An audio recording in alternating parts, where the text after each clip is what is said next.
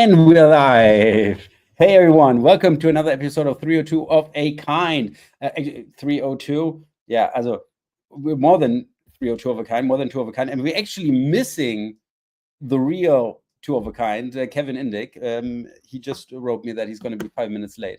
He has some some issues today, not just with the internet, but also lots of stuff going on with him. But nevertheless, we are here, and I got support. Not just because Kevin is a little bit late, but because we have a real SEO celebrity here in the office. Yeah, we are at the SEMrush office here in Munich. Thomas Müller. No, he's just wearing the FC Bayern Munich gear, like every good football fan would do. And he's here for SEO Oktoberfest and obviously the G50 Summit.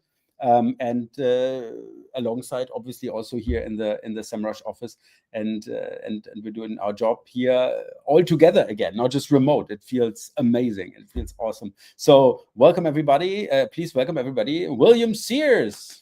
Woo! Hello. Yes, I told you guys about William before. Ex LinkedIn, ex Disney. So lots of experience in these super big organizations, I would say. And now our boss. Yes, also he's leading the ProServe team. This is where Alex and I basically work here at SEMrush, helping our customers every single day. And he has to do the managing job, and that works quite well. So it's great you're here. Obviously, it's also great you're here. I don't see anybody commenting yet, but I hope I went live the correct way.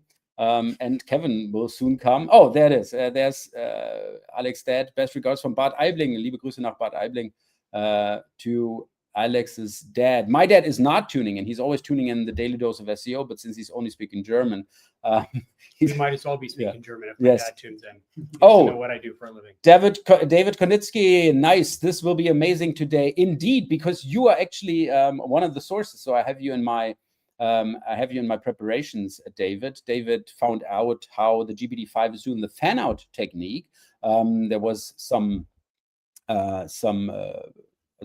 they rebuilt it, so to speak, and he found it out again. And by the way, if you have not listened to the show we did with David, you should definitely do, because that was an amazing show, live hacking of GPT answers. You have to see this. This was really cool. David, great you're here. All right, Kevin is not here, but I think we should just start with our first topic. And actually, the first topic is a little bit. Sorry, oh man, where is it? Where's my mouse? That's the mouse. Sorry, I can't use my computer here. Mouse. Yes. This is it. That's correct. So share screen. Here it is.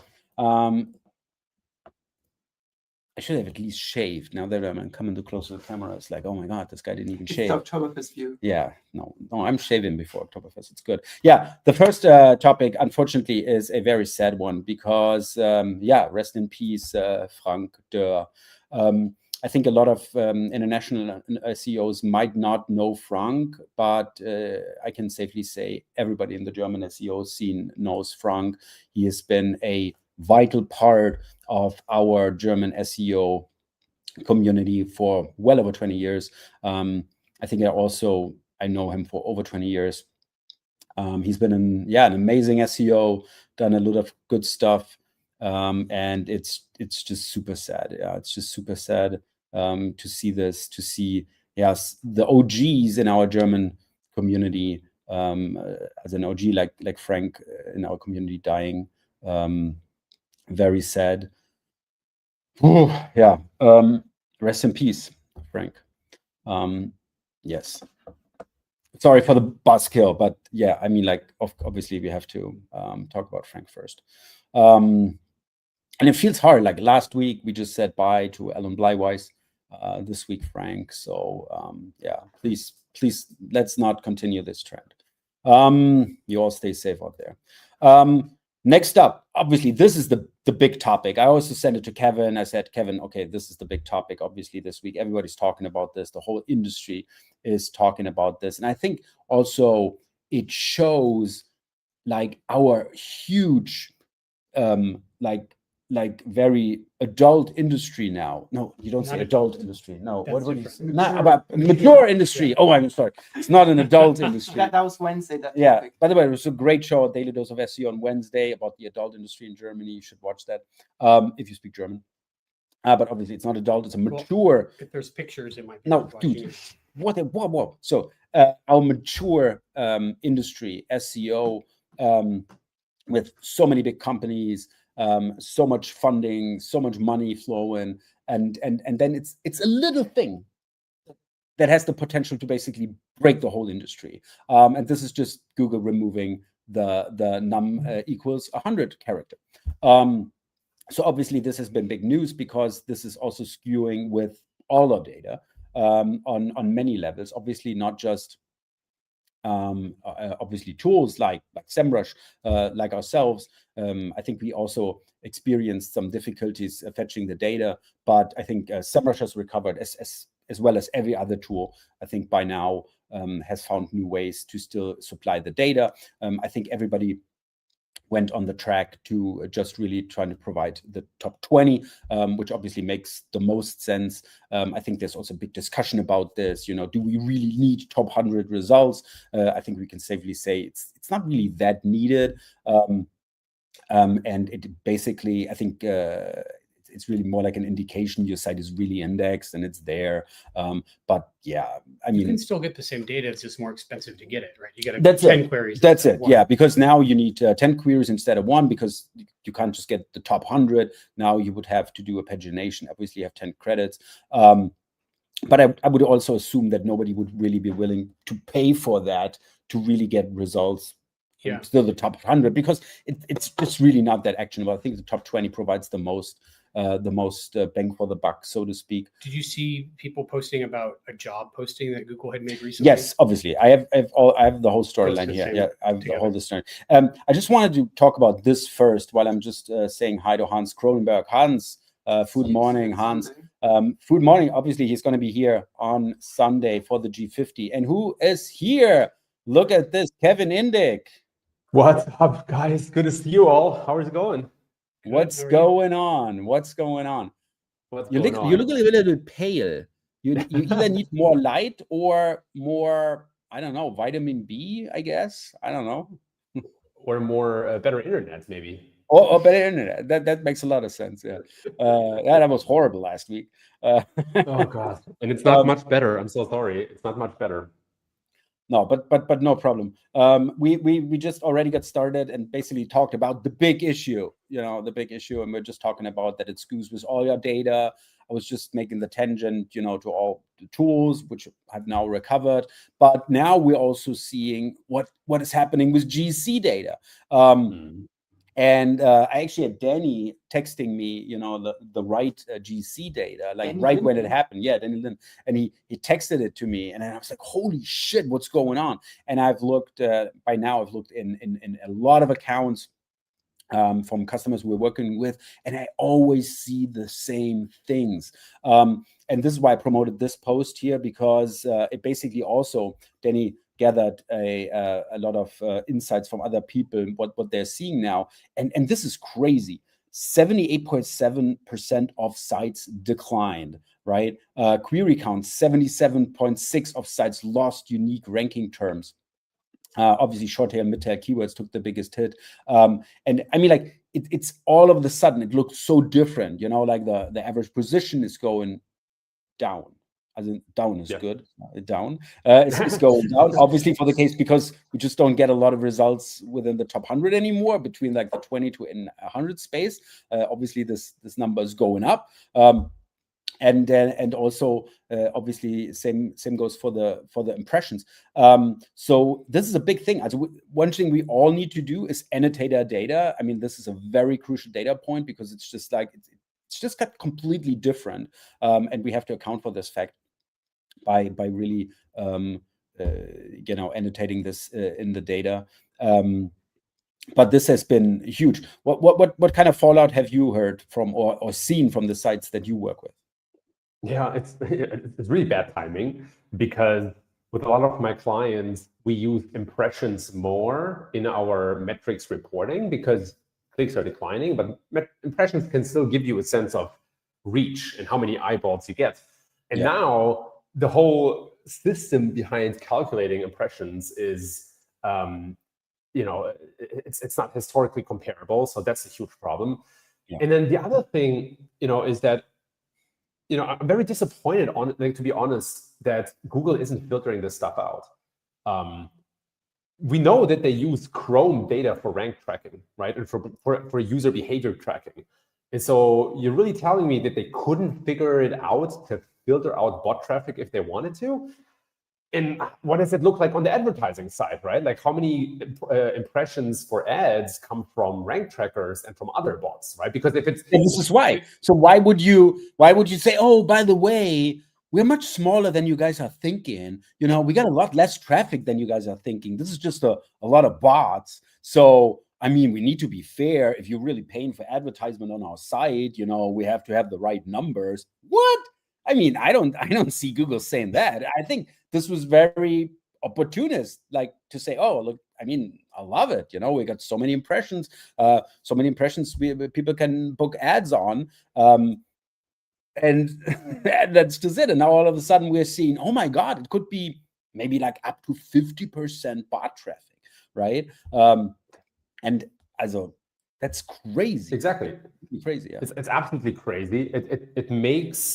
It erodes even more trust in Search Console data. We know that Search Console has been heavily filtering and sampling data for a while now, and that erodes trust even more. So, if I was working, if I was working for SEMrush, for example, I think at first this looks like a bad thing, but I think it's actually a good thing, because if I was working at SEMrush, I would go with the narrative of saying, look, Search Console data is not trustworthy or reliable. You need a third-party solution, and we're the best partner for you.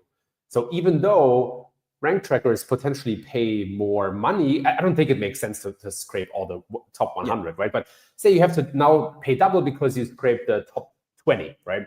I think there's opportunity here to change the narrative away from Search Console data and saying, look, you need SEMrush because we're not changing our data overnight. We're reliable, and we capture all the data. Yeah, that's us. That's us. That's Kevin saying that. Thank you very much. Right. Afterwards. Yeah. As it goes on. I'll send the invoice. I mean, like you're completely right. I'm still a big proponent for Google Search Console data. I've always been. But yeah, this definitely, there was a punch in the gut, so to speak, to see this happening. And me being also so happy. Oh, I got 7 years worth of GC data for Ride, and now it's not really comparable anymore from that point on. So yeah, that kind of sucks. It's not comparable, and also, right, like, so look, like now most tool vendors are switching to scrape the top 20. So the issue is not going away. You know what I mean?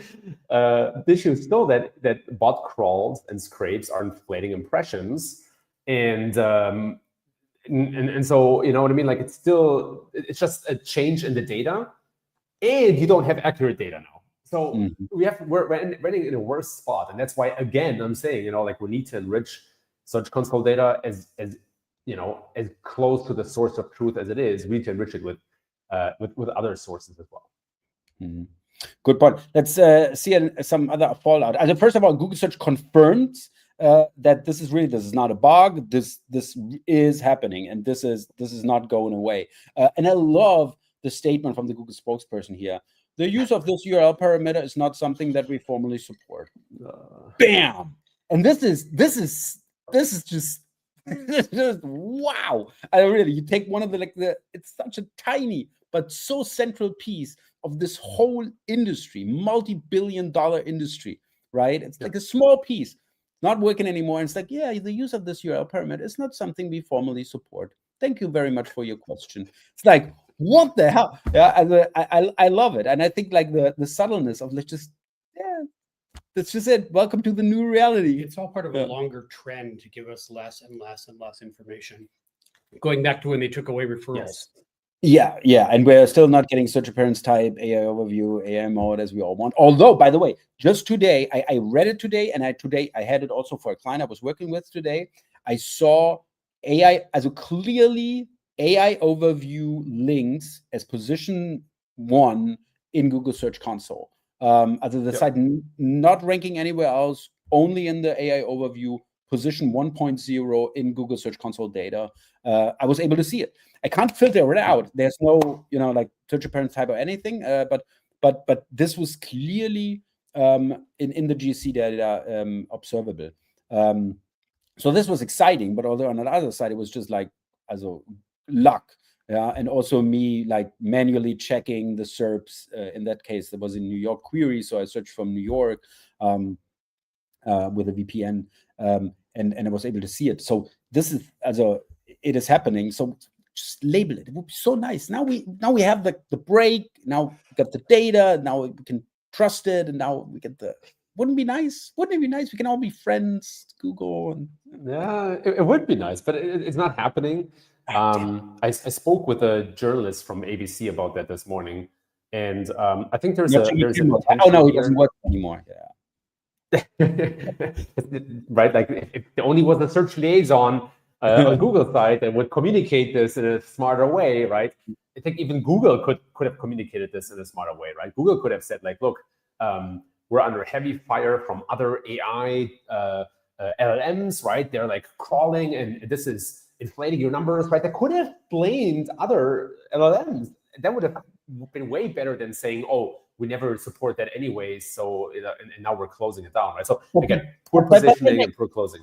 As you're just saying this, I remember, and this is not long ago, this is a couple of weeks ago, when OpenAI, they were like interviewed somewhere, and there was this information that they were actually buying scraped Google data, not from Data for SEO, but like SERP API or some other provider. SERP API, yeah. Yeah. So they were saying they're buying scraped Google data from SERP API, and it was not just them, because on their website there was like their logo, Perplexity logo. I think a couple of logos have been removed by now, but this has been just a couple of weeks, right?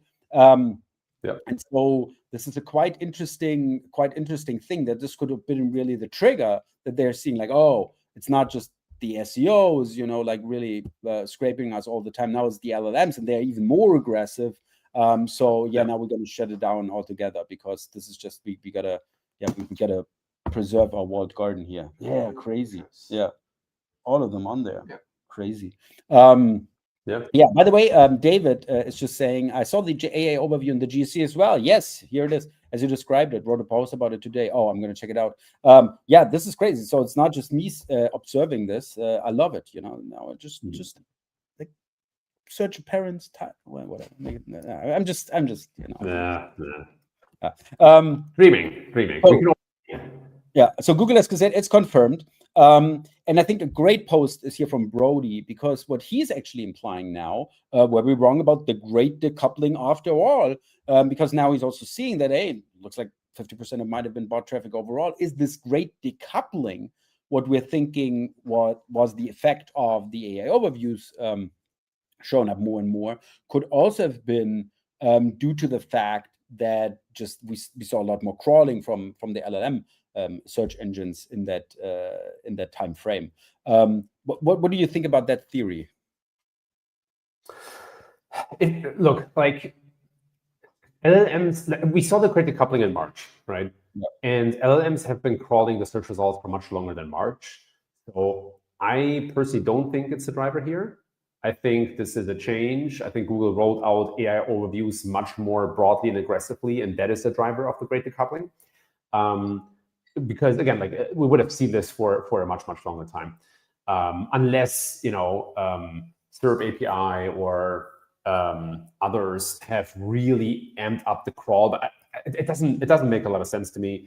I think this is a systemic change on Google's side that also started during the March core update, at least in the US. And so another case in point, the great decoupling started at different times in different regions. So in Germany, it started closer to end of May or early June. In Australia, I think it was sometime in April or May. I have to fact check myself here. So I don't think it's related to this. But of course, now the numbers are all over the place, right? Like now it's not usable anymore at all. Yeah. But I think there was still a distinction, when we started out with JetGDP and everything. This was just still, like Wikipedia, Common Crawl, basically, but that is really like in this transition period, 23 to 24, when they were also like introducing like RAG, also that they were also like grounding and stuff like this happening. And I think at that point, when they basically started to ground their knowledge, I think what we see a lot with ChatGPT, Perplexity, is that they have like not trustworthy domains, even domains that like 404 errors or something like this, because they even don't know the whole URL and stuff like this. Obviously, because Google has a much better database of the domains and like really the URLs ranking other that are really like good results in a specific niche, in a specific industry, whatever. And these LLMs just don't have that, right? And they're just trying to make the best, but they saw that they were way behind and basically judging if a site is like really authoritative, helpful, or a good result, how you would ever say that. And I think at that point they could have started crawling more than before. Maybe they didn't think that they would need it so desperately. So, and at this point, I think when it was really like, okay, we need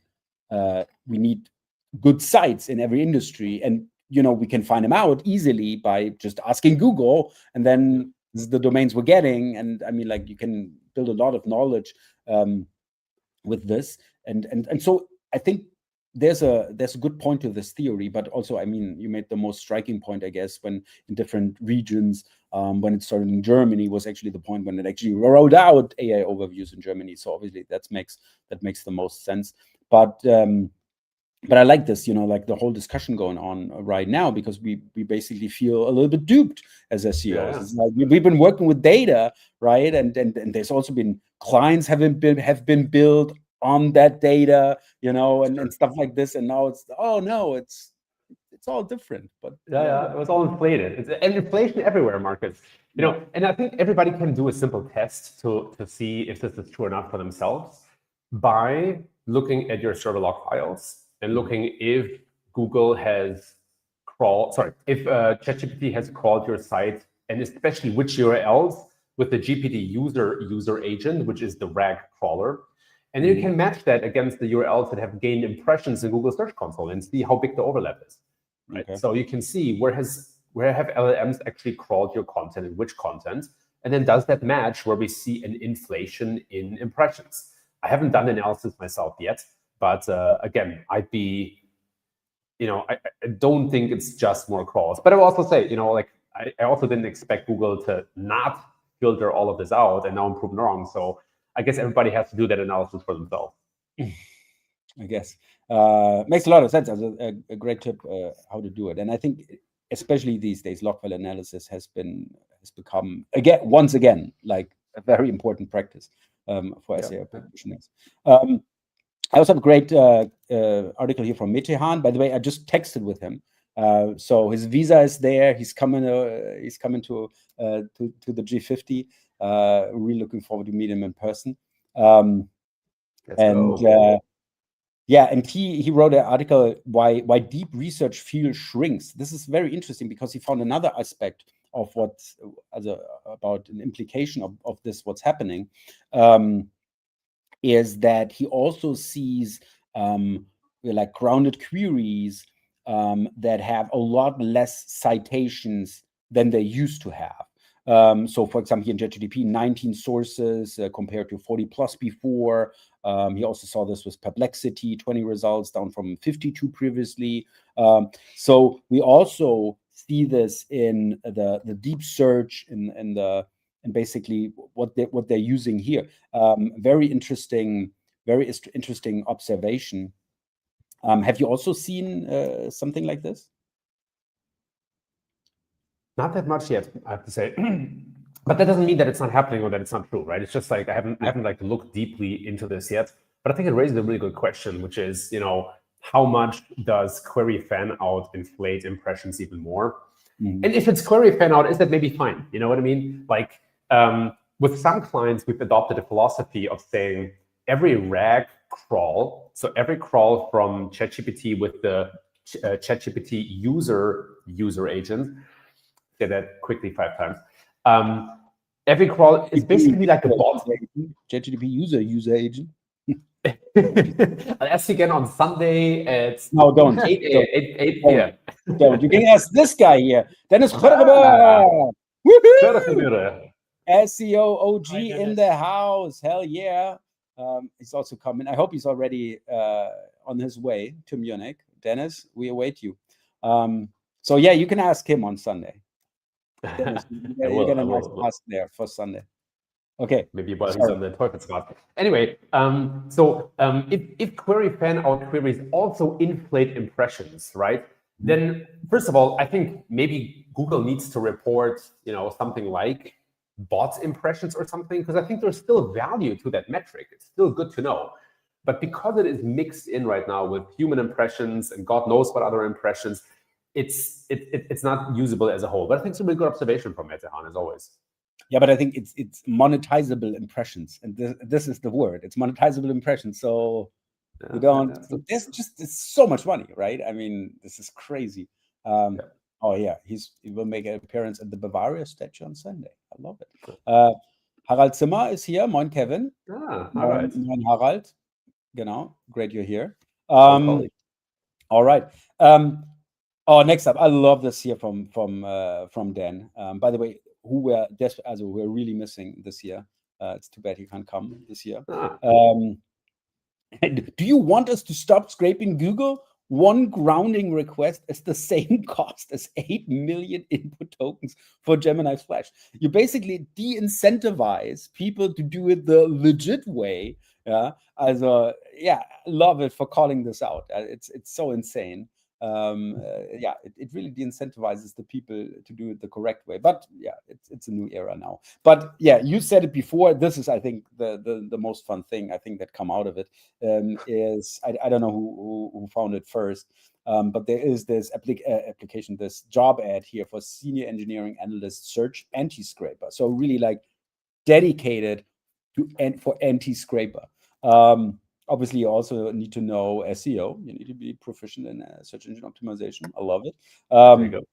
And you get over $100,000 a year. Yeah, more. Yeah, way more. Plus bonus, plus benefits. Yeah, but although I mean, I got to say for this profile, I mean, it is a very challenging profile. And you might want to think you don't want to do anti-scraper for Google, but rather maybe if you can do all that stuff, you might want to build a new scraper against Google. Yeah,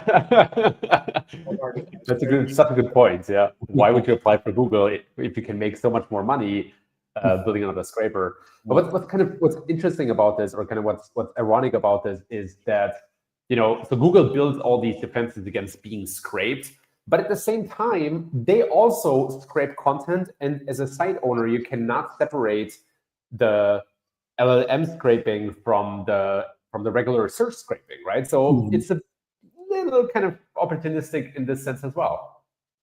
Google not only scrapes all your content, but then they ask you to make it easier for them to do it with markup and schema and things like that. I explain it to non-SEOs. It's like you went around your house with Post-it notes saying the silverware is here, I keep my jewelry here. So when they go in to rob you, they know where all the value is. And they can extract it more quickly. It's very nice of you. Hiring anti-scrapers. LinkedIn has a big team of anti-scraping people as well, because they don't want people scraping profiles. Yeah. Because profiles is the bread and butter for LinkedIn. So they have an army of people trying to minimize how much that could get out exposed to the public. Yeah, but just imagine they wouldn't do that. I mean, like everybody would be scraping LinkedIn. It's so, I mean, like crazy information you get out of there, right? If you they have their own HTTP code, which is extra funny if you think about it. As a German, it's a code 999. 999. Which means I think you're scraping me. You're not going to get a response. Yeah, for non-Germans, this is no. 999. I love it. Yeah, it's such a good point. It's super ironic here from Google. And part of me wonders, is this coincidence or is it intentional that all of this change starts right after Google's remedies in the antitrust lawsuit were decided? Do they feel comfortable now that they're not under the gun anymore, that they basically won this lawsuit, that now they're making all these changes? Okay, I didn't even think of that. It's like, oh, we're in a position of strength again, so let's use it. Yeah. Because this is definitely like other LLMs, definitely a big hit for them. Also, it will make it more expensive for them, also at least, yeah, or forces them into making. I think they think their sort of SERPs deals. are such a rich data source that they want to deny it to their competing LLMs, right? Mhm. They want to use it for their own LLMs, and they don't want it to make it any easier than it is for other entities to use that information to compete with them. By the way, Mr. Hodderbeer here, hey, the background can speak. My brother from another mother. You'll hear plenty from me this weekend, Dennis. Worry not. Awesome. So do you think that Google will become a Cloudflare customer at some point in time to deny access? I don't think they need Cloudflare for that. Good point. I mean, part of the potential remedy was anyway for Google to share more data. Now they have to do it, but it's a show, it's a performance. It's not really ongoing data sharing, right? So maybe now that's why they closed the kimono completely, because they're officially whitewashed, right? Like they're past the ruling and it was in their favor, and so it would make sense now for them to like really double down on kind of becoming this walled garden. Mm-hmm. Yeah, crazy. Also, an interesting theory.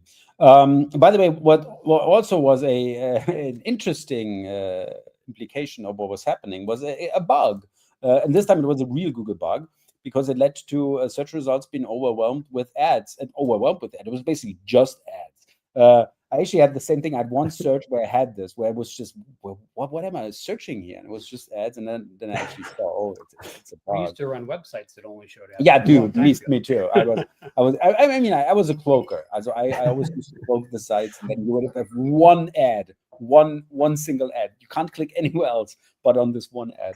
Nice. That was funny. You do the trick where you move the ad around under the mouse? No. But no, the cool thing is that you do something like, and you say like, oh, are you over 18 or something like this? Also, I wouldn't do it over 18, but a different, like a very easy to answer question, like, are you a bot or something like this? And yes, no. And you basically do the overlay over the ad, right? And so basically, click the ad. And then he clicks on that to say no, but he really clicks on the ad.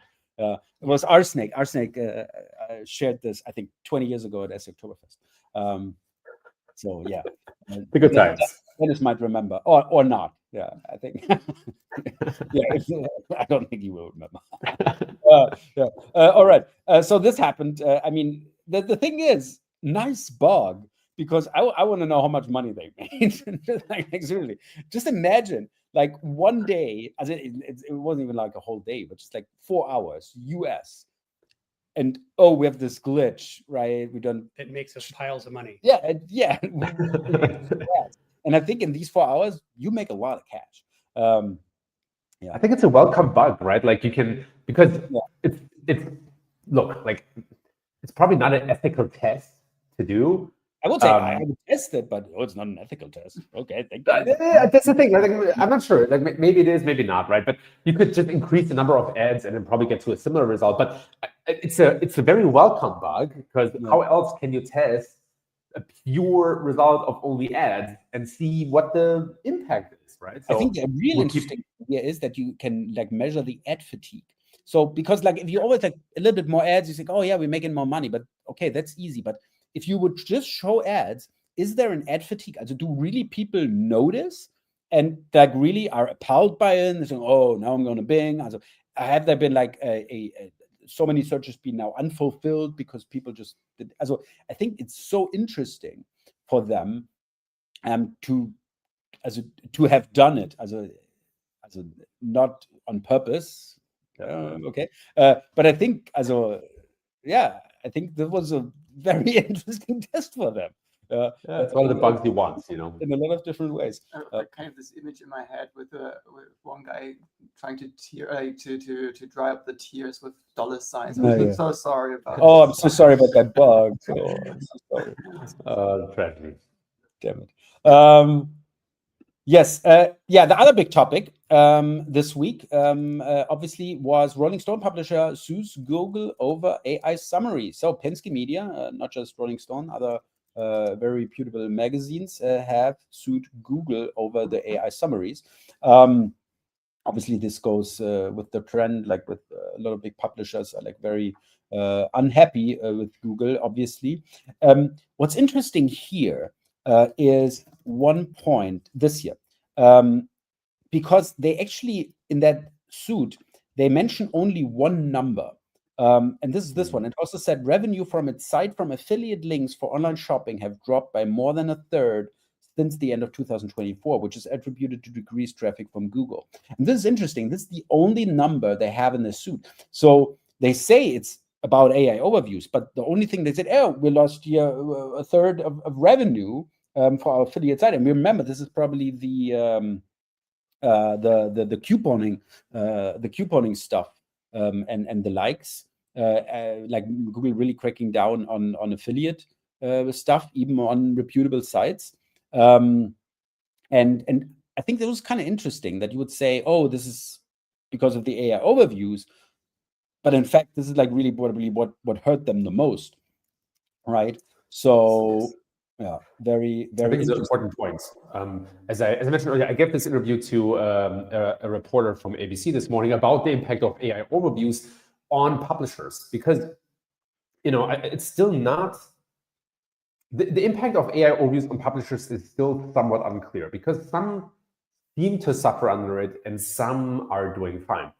And so I spoke with a couple of experts who spent a lot of time on Google News. So what they said is that like news on Google is all about actual like the top stories, the news tab at Google Discover, right? The organic results don't matter really, unless we're talking about the affiliate sections, right? And the affiliate supplements. And so my theory or my observation is that the publishers that are suffering under AI overviews are the ones that have a lot of evergreen content, meaning affiliate content, but their actual news sections are doing just fine, right? I mean, as fine as you can do in Google News. And so I think that fits well, because Rolling Stone, they have a lot of like kind of high affiliate stuff. It's not a lot of quote unquote news content. And so it makes more sense to me that they're suffering under AI overviews. Interesting.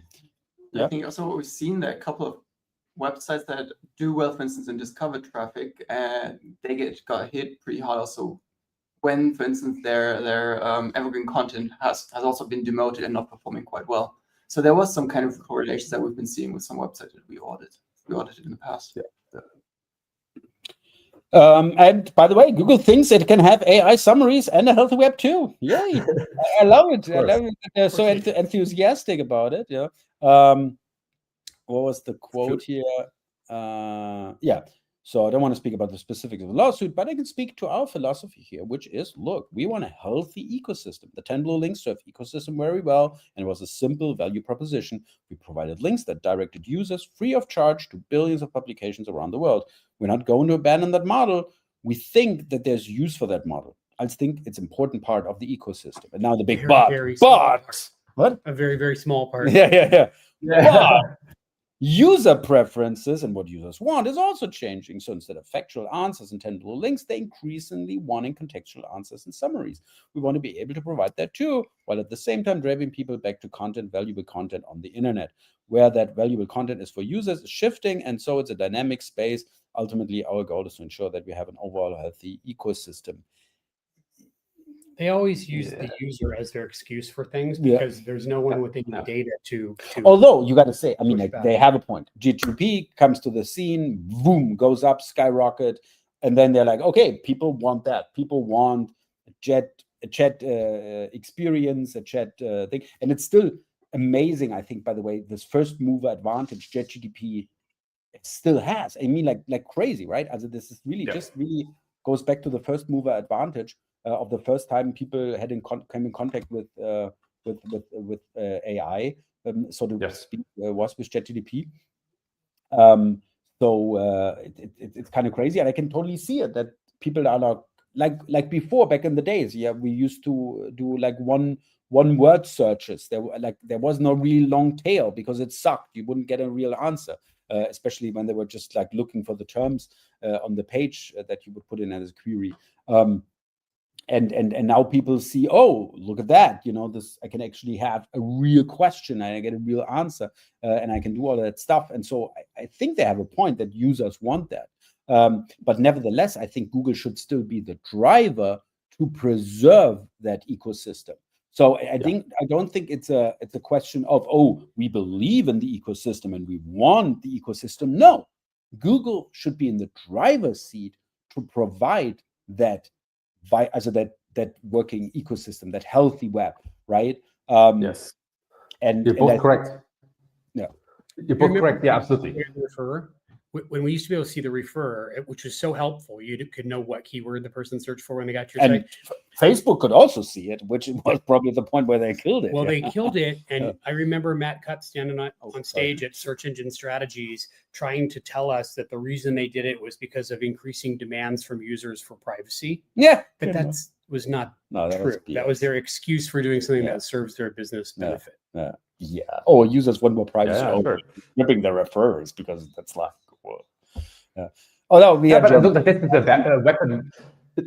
The Germans love privacy. But it's a weapon that a lot of tech companies use, right? Oh God. Alex. Apple has also used privacy as an excuse to not share data with Facebook and co anymore, blowing a $10 billion hole. I mean, into Facebook's revenue. So, but you're absolutely right. The user likes it. Privacy. These are shields you can put in front of controversial decisions. And you're both right, because users like the AI answers. I see this in my own research studies, right? In my own qualitative usability studies, people really like AI answers. Also in AI mode, by the way, which is coming soon, but I can share that people really like these answers in this format. And at the same time, that does not mean that Google does not have a responsibility towards its content providers. And right now, what they're doing is they're keeping content providers, whatever is left of them, right, the open web, in the dark intentionally, so they can still benefit on that. But there will come a time, and this could be in a month, this could be in a year, this could be in 5 or 10 years, when the ROI of providing your content becomes more clear. And if that ROI is negative, then I see a wave of sites that are going to set their sites to robots disallow Google, right? And so the argument that your competitors are going to be visible is not going to hold anymore, right? Because the ROI is net negative for you anyway. So that's why I like your point, Marcus, that Google could position itself in a way that it gives more value back to content providers. Pay-per-crawl, I think, is a great idea, right? Google could arbitrage its PPC model with pay-per-crawl, right? So Google could say, if we show an ad in Google AI mode, right, and there is a bidding war going on, so there's a certain price that is being paid for the ad, and in that conversation where the ad was shown, we've retrieved, 30 URLs, and this is how important they were for the answer, so we're going to pay them back an amount of the income that we made from the ad, right? So it's possible. YouTube does that, right? YouTube owns Alphabet, just like a sister to Google, and they do the same thing. They say, if your video shows a certain amount of ads, then we're going to give you a percentage, I think it's 30%. But there is a competition for video producers. They're like competing with Instagram, with TikTok, with other stuff, and there it's like, oh yeah, we pay you. We need like to pay creators, though they still create content for us here at YouTube. With Google and the open web, it's like, dude, you're publishing your content, right? I mean, like, I think it's really, there's no competition like to host your content somewhere else. Yeah, or I'm doing it in the JetGDP web, so to speak. This is where I'm publishing the content. Yeah, but I mean, like, this could only happen when like people are really saying, okay, you just don't get my content anymore. That's it. Also, you don't have access anymore, and then we would have that, because then there would be an actual competition. Like people, okay, I write my content, but I have a contract with JetGDP, so it's exclusively in JetGDP answers, which doesn't make any sense, but whatever. Yeah, it would make sense if it was Google. It really just depends on the site, right? So it would be nice, but they're not. Also, they're not being forced into this like at YouTube. it's like, who does that? Nobody goes in there like, oh, just gonna like say block out Google, because I don't think it's good and I don't have the ROI or whatever. It's like, I mean, it's insane, right? Yeah, the only alternatives could be Bing and ChatGPT, right? Maybe Perplexity, which starts paying publishers now with its comment browser. I don't think they're gonna I'm generally not bullish. But interestingly, even like Instagram, TikTok, they're also not paying creators. They tried a couple times and failed. And so, but at the end of the day, like YouTube made that. But they're sort of like, what do you say? Like the incumbent, also like, because YouTube started later with the reels and everything. So they need content, and they see that people just create, like with Google, create that content for TikTok, right? Because they also get a lot of traffic out of it, right? And I think this is the same thing, though. This is like the Google, and here YouTube is not the Google, right? And they have to come from behind, basically, and convince other creators to actually create the content on YouTube. And also here's publish the content on YouTube. Publish it, yeah. Very interesting. We only got 15 minutes left, and I have still a couple of, so let me be a bit faster. By the way, AI bots appear to be replacing human traffic on publisher websites. As this goes into this topic one more time, as you really see like real users going down and bot requests going up, and so you write more and more for bots and not for people, but a lot of people have bots right for the bots, so I think it's great. Feed the machine, right? A bot can still get an ad impression. Yeah, definitely. yeah. And he will get a clip. And so for the last thing for this topic, I just want to have Nate here from Travel Lemming. Obviously, he's one of the guys that was like badly impacted by the helpful content update. And he says web publishers should block AI bots. Here's why and how. And this is what they say. And the bots scrape your content, provide directly to users on their platform. In order for the open web to survive, website owners must demand control and compensation from AI search companies. I love this. Yeah, we have the technology. We just need the AI companies to come to the table. Yeah. But in my opinion, you as a website owner will lack negotiating leverage until you stop giving AI bots your content for free. And this is just it. And actually, this should be not web publishers should block bots, should block all bots, also Google. Like really, I spend time and effort in creating great content. Nobody's getting it, for free. Yeah, and I'd basically turn the tables. But again, as a small publisher, they will say, okay, then I just don't use Travel Lemming, whatever, right? I use somebody else.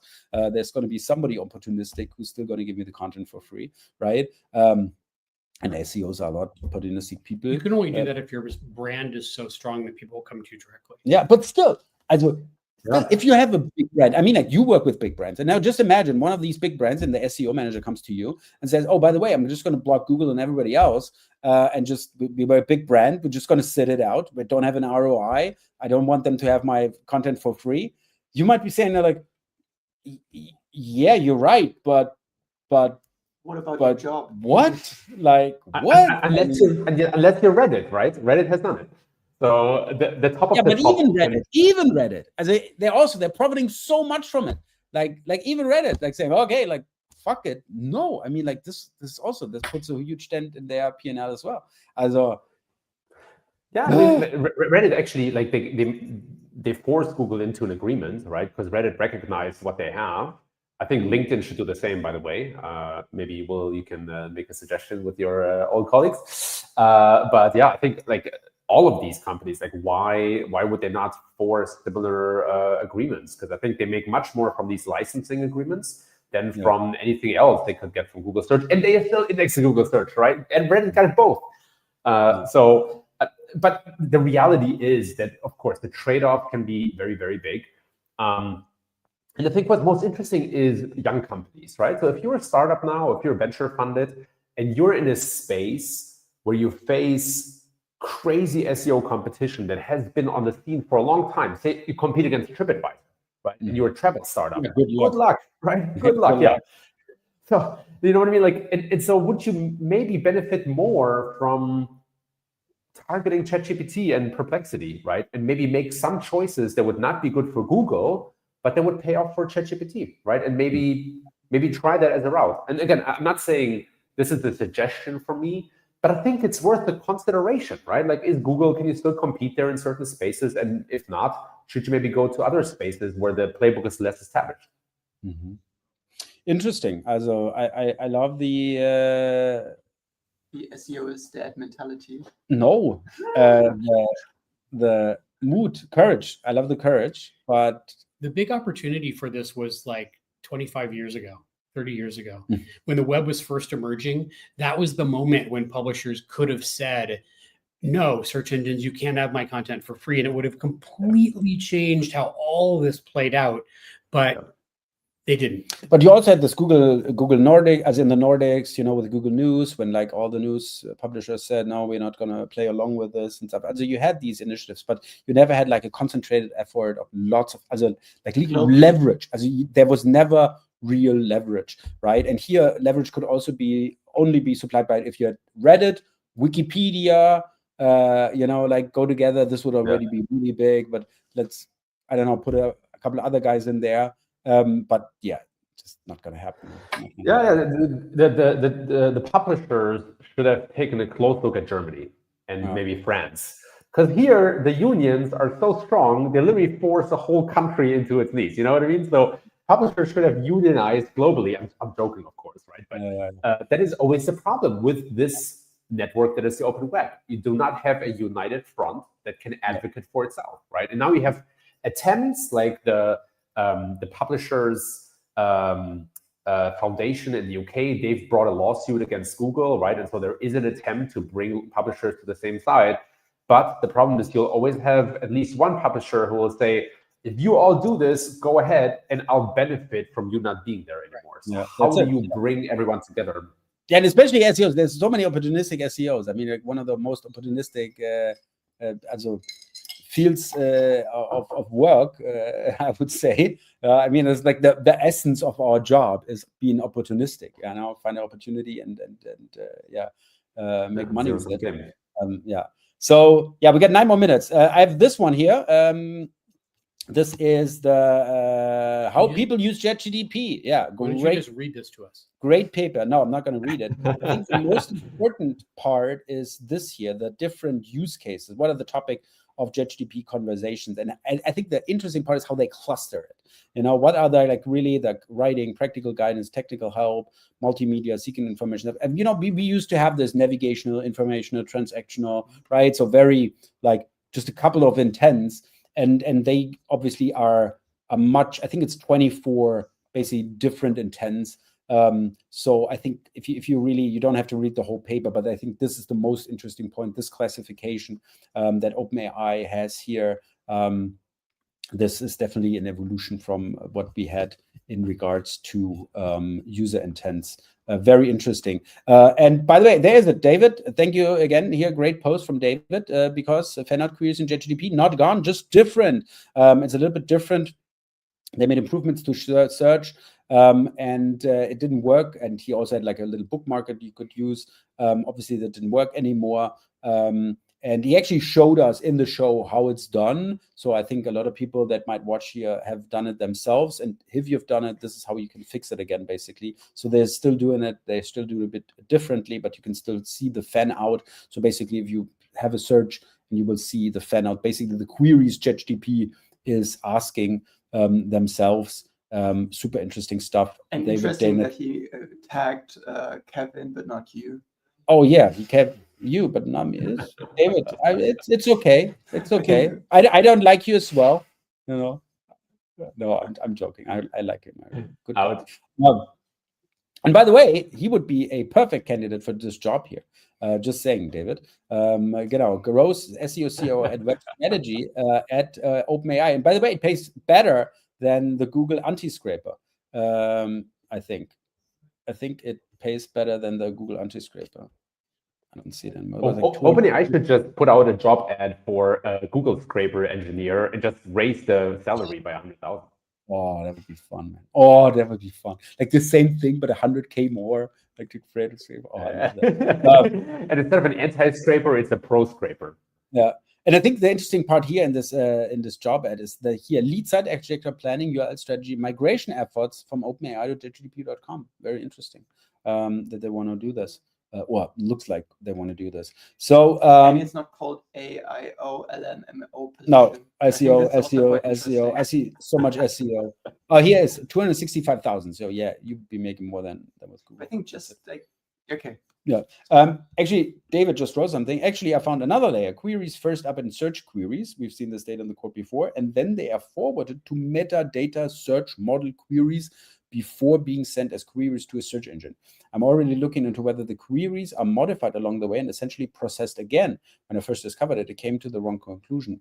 What we are doing here is still extremely dynamic. Yeah, I bet it's extremely dynamic. But yeah, thank you so much for being on top of this and finding this stuff out, because this is super interesting. Great stuff, David. These are the same class that GPT Insight identified in Mapper. I actually wanted to mention this, Hans, because Hans is doing a lot of stuff on LinkedIn. It's really amazing. The stuff Hans shares on LinkedIn is just, it's treasure trove. It's crazy. It's so good. And he also has basically these prompt clusters. Also he clustered it in different prompts, and it's almost exactly the same what Hans basically got out of it. So yeah, great minds think alike. Also in that case, JGB5 and Hans. Also the general AI, Hans Cronenberg, is just as good as JGDP here. This is HI, Hans Intelligence. Hans Intelligence, I love it. And by the way, we always had this question, does schema help you surface more in Google's AI mode? Everybody say, no, not really. I think Dan Taylor actually tried it out. I mean, we can still say it's not that important in that sense. But as we always say, it just makes sense. It just makes so much sense, you know, cluster your content, make your content like the best possible way, also like structure it the best possible way. The post-it notes onto the so even if there's easy to steal. yeah, make it easy to steal. Yeah, even if it's not like so like there's a direct impact, I think it will always help. So the schema help, who cares? Just do it. Yeah, sorry. Then we have Glenn here, AI search and syndicated content, how syndicated content can impact visibility across JetGPT, Perplexity, Claude, and Gemini. Super interesting topic. Glenn was already diving into this when it was with Yahoo. I mean, Yahoo as a syndication partner is horrible because Yahoo will just eat your lunch, steal your traffic, eat your lunch, because they're just so powerful. I mean, obviously it's Yahoo. We all know this super authoritative old domain. Everything you put on there will outrank everything else. And he's shown this in another post, and now he was focusing on this when you have syndication partner. How does this actually end up in the LLM searches engines? Obviously, there's no clear picture, as in there's no thing. Everybody does it a little bit different, so to speak. But nevertheless, you are in danger when you're syndicating content and you're not saying, hey, you should de-index your content so mine shows up, or you get a cross-domain canonical at least. On your content, if that could be in danger. And I think this is the essence of this post. Also the search engines work a little bit differently here, but yeah, you should, when you syndicate content, at least cross-domain canonical, or say, hey, don't index it, I'm indexing it. I want the traffic, if I'm getting traffic, or not. Yeah, then I have this from Aleda. Aleda actually did a SEO FOMO State of AI optimization survey. Very interesting. Put a couple of points here. I mean, like she basically reiterates the points that we already know. It's huge, but it's still comparably very small compared to Google.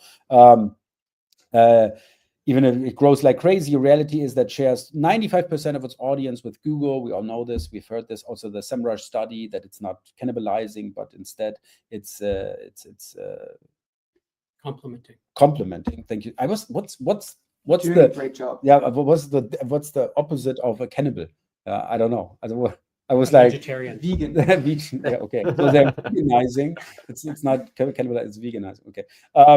This is interesting. LLMs still only bring less than 5% of revenue to most sites, while SEO still brings 50% of the revenue. And I think this goes against your point of saying, hey, I'm just leaving Google out, you know, but because you probably leave a lot of money on the table, because this is still where the money is. That's it. And obviously SEO is important because they also ground their search with a lot of Google results. So thank you for that great survey, Aleda. Yeah, I wanted to ask you about this one. Personas are critical for AI search, but we have 1 minute left. So I just tell you guys, read it. It's an awesome article. I haven't read it. I was like, you're gonna just tell me what's in there, but now I gotta read it. Okay. I'm just like you guys. I gotta read it as well. So at least I get an impression from you. Yeah, dude. Yeah, I'm gonna click on the ad now. Yeah. There wasn't even an ad. I hate it. Then Reddit, talking about Reddit, Google talks into deepen AI partnerships. So they even think, hey, we're not giving you enough money. Let us give you more money. I love it. So this is, I think, the way. Just build up a huge site where Google wants to source answers from, and you can make a lot of money with direct contracts. I love it. Then there's a new Google Search Console achievement section. We already saw this, as I had a couple of achievements in this. What was it? This overview thing. But now it's, I think, institutionalized, so you can basically see all your achievements. It's basically like how many clicks you got out of search and stuff like this. And it's really an achievement to still get clicks out of search. I think this is why they rolled it out now. It's like, oh, you're still getting clicks out of search? That's an achievement. Yeah. Congrats. Yeah, this is just trolling from Google. This is just really trolling. This is like, so we're going to take all your traffic, but now we're introducing achievements to show you that you achieved traffic. This is, I don't know. It's yeah. If it wouldn't be so funny, I could cry. This is crazy, massive parasite SEO attack on Gov and EDU sites. Actually, got the University of Michigan and other like high authority, Duke University even. Okay, right? Which one of you did it? Yeah. Also, I have a hunch who it could be, but it was obviously not me. Although this guy made a lot of money, because obviously you can see this here. I mean, like, you start basically ranking for from 0 to 8 million organic traffic in 24 hours. Yeah, obviously, because you put all that shit on that trusted domain, it's going to rank, right? Sounds like for 24 hours. Great award in the new GC section. Yeah.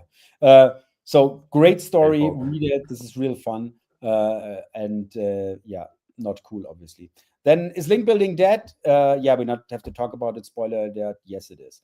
No, basically, yeah. So obviously they say it a little bit differently, but it basically is like in the age of LLMs, it makes sense again, but not in the classic link building sense, but more like in the digital PR space, and that makes a lot of sense, right? So, but is link building dead? Yes, it is. Thank you. Then Google X Trio wants the AI to be your second brain, and they actually raised $6 million with it. That is scary. It's called Twin Mind, and it's on your phone, and it runs the whole time. It records everything, basically everything you're surrounding, and you can basically then search your life or stuff like this. I think as a German privacy enthusiast, privacy enthusiast, I'm like, hell no. What? Hell no. Whatever. Yeah, Twin Mind. And last but not least, Google's new open protocol secures AI agent transaction, and 60 companies already supporting it. I think as this agent payment protocol, and it has really taken off quite nicely, I think, for Google, what they're doing there. And I think this was been flying under the radar for the longest time. So that's my last news. 5:03. I was really trying to make it quick. Dennis says, check your email. I hope it's not something inappropriate you're sending me. Yeah, dude, I don't know. It's Dennis, right? You never know. I won't click the link. Yeah. So, yeah, that's it. Yeah, thank you so much for joining us for 302 of a Kind again. Fun show. Thank you also for our extended guests here. Thank you so much.